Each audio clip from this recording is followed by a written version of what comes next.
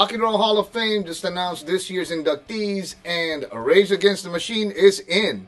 On the other hand, Iron Maiden and Soundgarden have been snubbed. This is a double travesty, I tell you.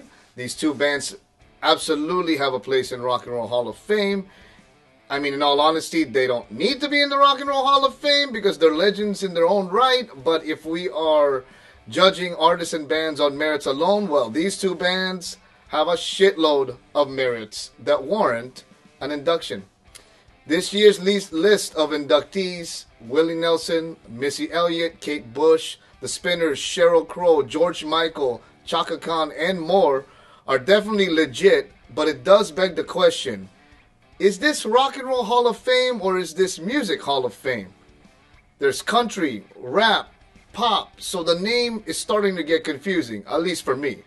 Furthermore, there are still numerous rock artists and bands that have not been inducted into the Rock and Roll Hall of Fame, like Alice in Chains, Bad Company, Blue Oyster Cult, Dio, and Billy Idol, to name a few. So having rock, pop, and country artists get in first seems a bit weird. I love all music, let me just make that clear. So, again, maybe Rock Hall is not the proper name. If you were given the chance to choose who gets inducted next, who would you choose? I'll name a few of my choices, and that's Lenny Kravitz, Ozzy Osbourne, Slayer, Sublime, Megadeth, Stone Temple Pilots, Pantera, and the mighty Tool. Moving on to Mars Volta lead singer Cedric Bixler Savala, who I didn't know was practicing to be a Scientologist. Is this why we didn't get Mars Volta material for so long? I don't know, but I recently found out about this and was shocked to also read how dark his story has been. I lost touch with Mars Volta music back sometime in 2006 and have not kept up since then, even though I really loved their first two records. But I got to reading a recent Los Angeles Times article and holy shit is it dark. Cedric's wife was raped by that 70s show actor Danny Masterson.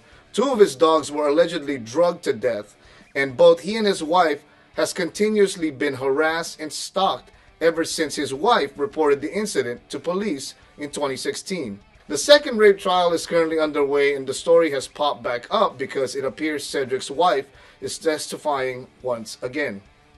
I mean, good lord, right? I'm glad to see Mars Volta back on track, and I reconnected with their music last year.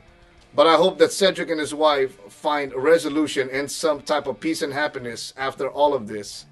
And I'll be staying tuned to this story for sure. Ed Sheeran has won the copyright case, and the jury has ruled that Ed did not steal Marvin Gaye's Let's Get It On. I mean, wow.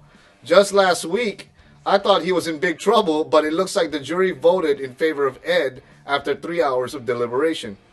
Ed gave a long speech outside of the courtroom, and his lengthy statement, he says, if the jury had decided this matter the other way, we might as well say goodbye to the creative freedom of songwriters.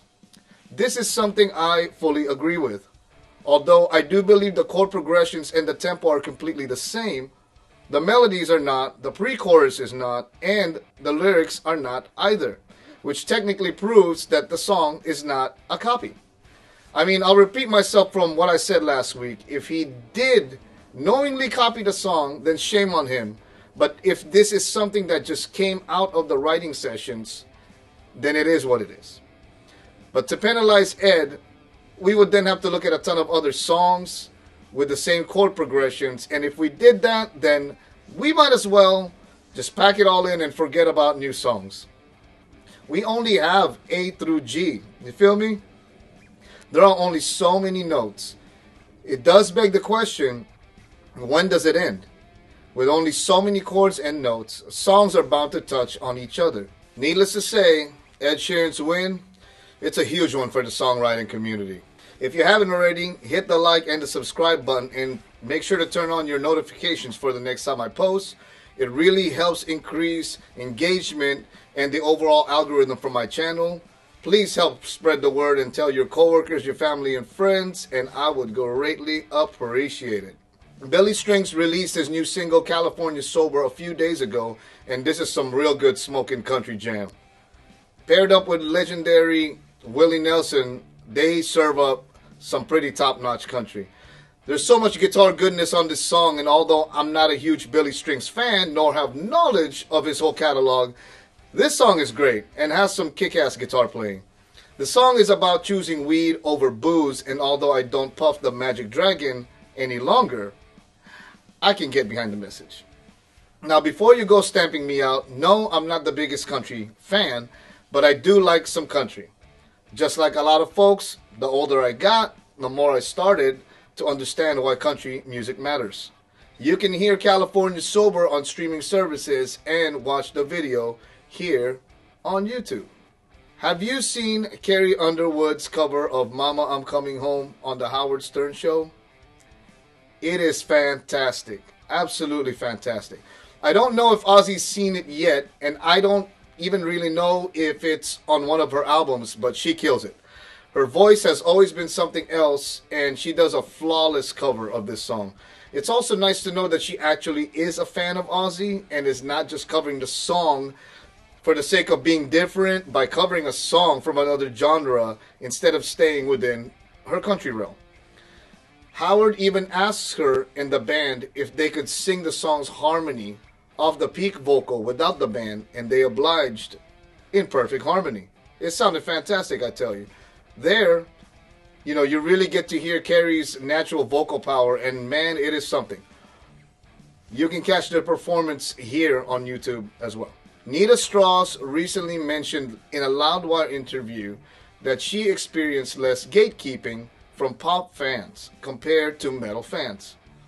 She explains that when she was out on tour with Demi Lovato changed her whole style and received nothing but full support from her fans, and received no pushback even as she changed her musical style and reworked her huge hits. Unfortunately, metal fans, notorious for pushing back when bands change sound.